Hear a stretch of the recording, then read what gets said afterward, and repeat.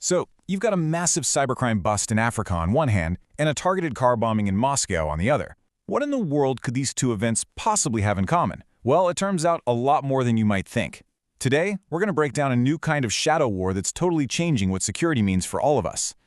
Okay, so let's just dive right into the central mystery here. How are these two incidents connected? I mean, one is digital crime, right? The other is a very physical, very violent conflict.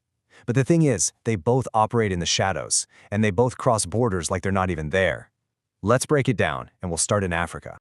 All right, first up, we're looking at a crime story. But this isn't your average police procedural. We're talking about a huge, coordinated effort to fight an enemy you can't even see, an enemy that operates completely online. Get this. Police forces from 19 different African countries all working together. That's what happened in something called Operation Sentinel. And the result? Nearly 600 people were arrested. This wasn't just some local bust. This was a massive international dragnet. So what exactly were these criminals up to? Well, the operation really zeroed in on three big things. First, you've got ransomware. That's where criminals lock up a company's entire computer system and demand a huge payment to unlock it. Then there's business email compromise, which is a sneaky one, where they pretend to be a CEO to trick an employee into wiring away company money. And finally, digital extortion, which is pretty much exactly what it sounds like. We're not talking about small-time scams here. These are highly organized, sophisticated financial attacks. And these scams can be surprisingly simple. Take this example. Criminal groups in Nigeria and Ghana just set up fake websites for popular fast food places. You'd go online, you think you're ordering dinner, you put in your card details and pay for it, and then nothing. The food never shows up, and just like that, they've got your money. It's a really clear example of how these hidden networks can actually affect our everyday lives. And the scale of this is just staggering. According to Interpol, cybercrime now makes up about 30% of all recorded crimes in East and West Africa. Think about that for a second. This isn't some niche problem anymore. It's a massive mainstream threat, and it's just getting bigger as more and more people get online across the continent.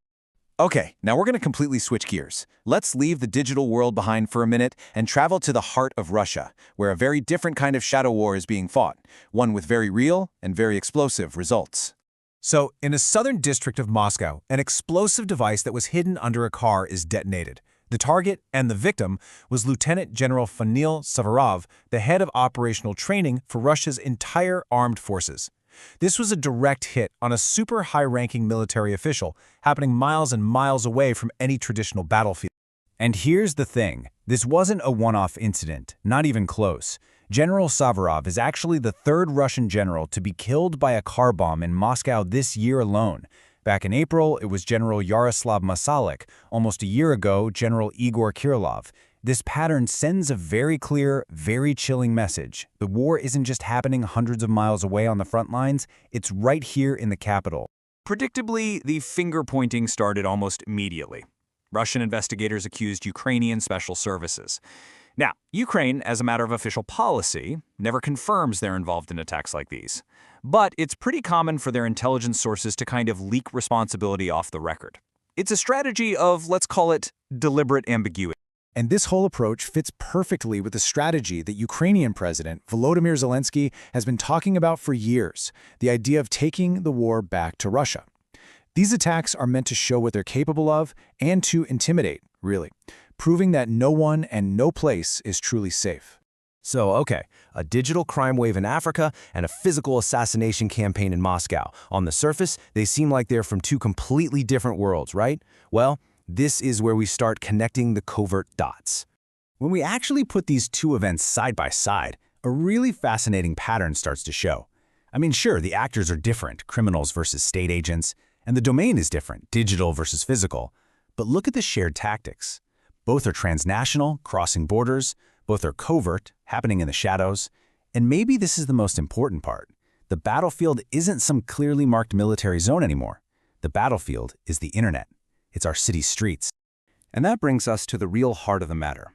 Why does connecting these dots actually matter to you? Because it's a sign of a massive, fundamental shift in what global security even is. So here's the key takeaway. The traditional lines we used to have are just disappearing. That clear distinction between a criminal act and an act of war, it's getting really, really blurry. These new threats, they don't respect borders, and they don't wear uniforms.